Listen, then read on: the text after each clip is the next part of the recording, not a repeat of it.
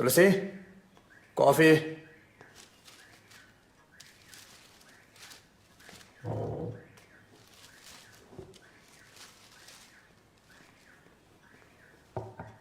అత్తగారు ఎక్కడ? అమ్మ ఊరు వెళ్ళిపోయింది.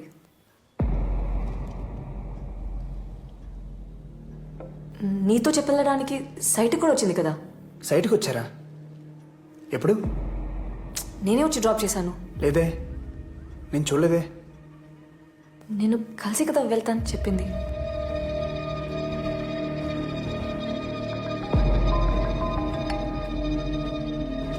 చెప్పు.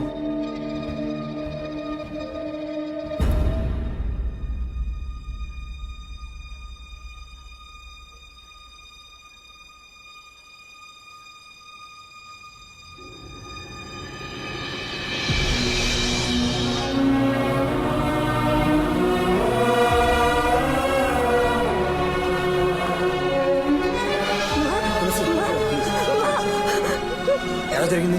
ఆవిడ లిఫ్ట్లో ఉందన్న విషయం ఎవరికి తెలియదు సార్. తెలుసుంటే ఎలాగోలా సేవ్ చేసి ఉండేవాళ్ళం. పాపం ఊపిరాడక చనిపోయారు.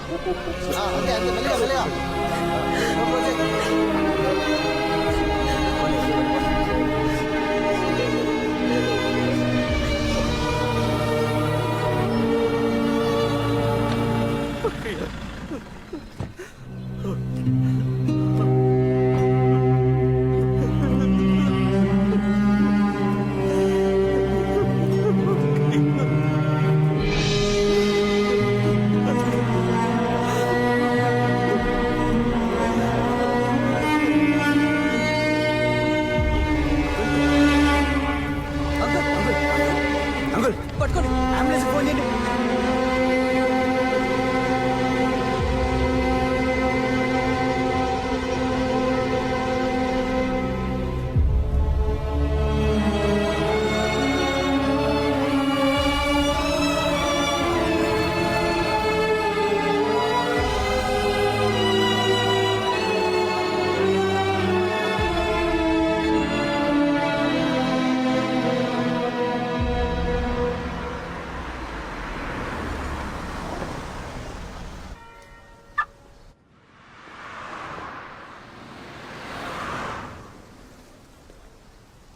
తమ్ముడు, నువ్వెంత బాధపడుతున్నావో నాకు అర్థమవుతుంది.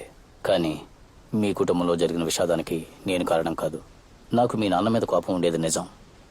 దానికి మీ కుటుంబాన్ని నాశనం చేసేంత చెడ్డవాడిని మాత్రం కాదు. ఏదో బ్యాడ్ టైం. నీకేదైనా సహాయం కావాలంటే ఏ టైం అయినా సరే తప్పకుండా నాకు కాల్ చేయి. అది చెప్పి వెళ్దామని వచ్చాను. ఉంటాను తమ్ముడు.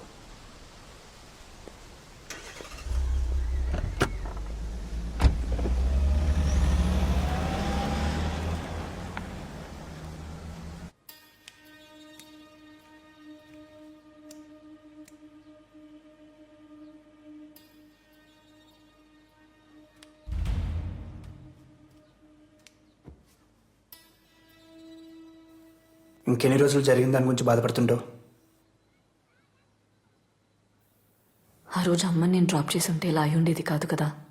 అనవసరంగా ఎక్కువ ఆలోచించి నీ మనసు పాడు చేసుకోకు. ఏదైనా జరగాలని రాసుంటే దాన్ని ఎవరు ఆపలేరు.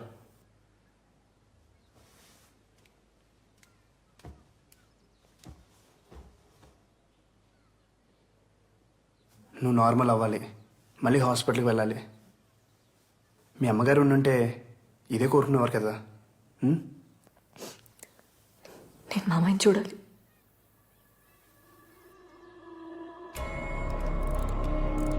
He's fine. ఇంకో 2 డేస్లో నార్మల్ వర్క్ షిఫ్ట్ చేస్తాం. ప్రస్తుతానికి ఆయన డిస్టర్బ్ చేయకుండా ఉంటే మంచిది.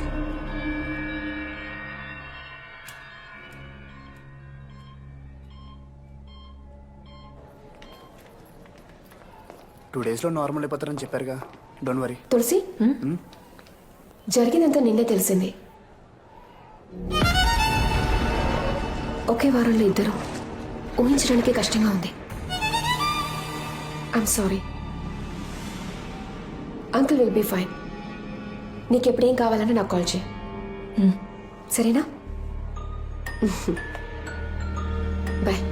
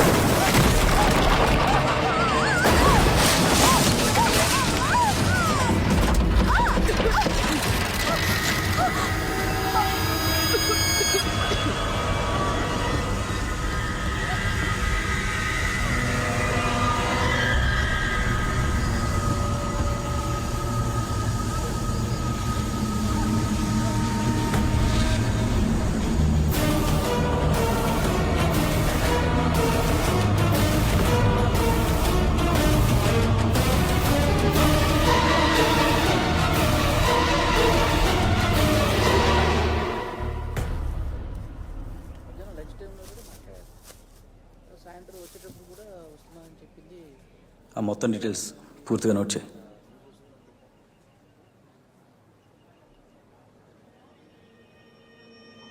సార్,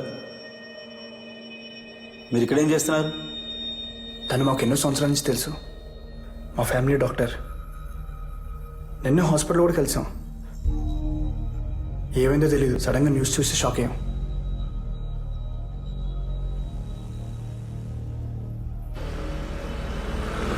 ఖచ్చితంగా ఈ 3 చావులకి మీకు ఏదో సంబంధం ఉంది. సార్ ఏమా సార్, ఎవరన్నా సొంత అమ్మని మావని చంపుకుంటారా? కరెక్టే కదా, న్యాయంగానే మాట్లాడుతున్నాడు. కరెక్టే. సార్, ఆ ముగ్గురు చనిపోవడానికన్నా ముందు చివరిసారిగా కలిసింది తులసి గారినే. సార్, అదే కాకుండా ఈ ముగ్గురు కూడా ఒకే ప్యాటర్న్లో చనిపోయారు సార్, ఊపిరాడకుండా. ఇలా కూడా ఒక స్ట్రాంగ్ కోఇన్సిడెన్స్ ఉంది. నాకు తెలుసు, ఐ నో. ఈ ఎస్ఐడి ఇన్స్టింక్ట్ సేస్ ఇది ఖచ్చితంగా మర్డరే. సార్, అవన్నీ యాక్సిడెంట్స్. మరీ చైల్డిష్గా బిహేవ్ చేయకండి. చైల్డిష్ గా బిహేవ్ చేస్తుంది నేనా ఆ హంత కూడా? అసలు ఆ డాక్టర్ చచ్చిపోయినప్పుడు కార్ డోర్లు ఉన్నాయి కదా, ఆ 4 డోర్లకి చైల్డ్ లాక్ వేసు, కానీ దాంట్లో చైల్డ్ లేదు. వై? ఎందుకు? ఫ్లోలో వచ్చింది. Super sir. దీనికి మీ దగ్గర ఆన్సర్ లేదు కదా? I know, because I'm police. హంతకుడు ఎవడైనా సరే వాడిని అరెస్ట్ చేస్తాం. ఎంత పెద్దవాడైనా సరే చట్టం ముందుకు తీసుకొస్తాం. ఉరి శిక్ష పడేలా చేస్తాం.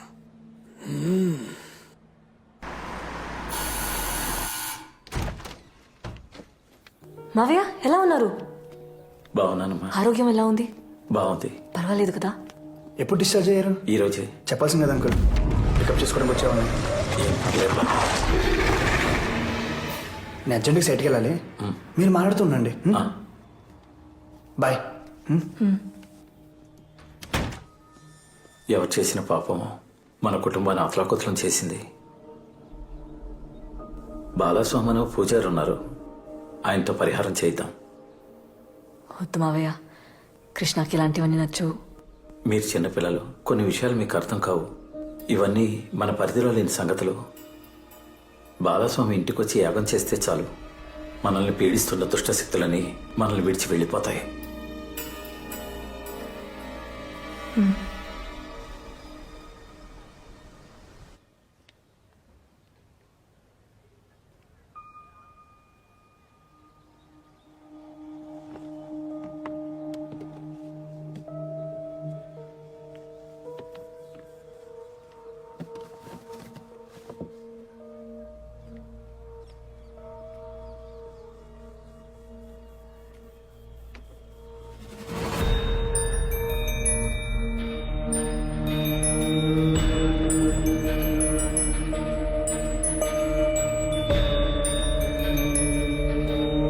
ఎవరు చేసిన పాపం మన కుటుంబాన్ని అతలకుతలం చేసేసింది. ఈ ముగ్గురు కూడా ఒకే ప్యాటర్న్లో చనిపోయారు సార్, ఊపిరాడకుండా. ఇలా కూడా ఒక స్ట్రాంగ్ కోఇన్సిడెన్స్ ఉంది. అసలు ఆ డాక్టర్ చచ్చిపోయినప్పుడు కార్ డోర్లు ఉన్నాయి కదా, ఆ 4 డోర్లకి చైల్డ్ లాక్ వేసు, కానీ దాంట్లో చైల్డ్ లేదు. వై? డ్రైవర్ ఏమైంది? డోర్ లాక్ అయింది. జైలాగ్ అయింది మేడం.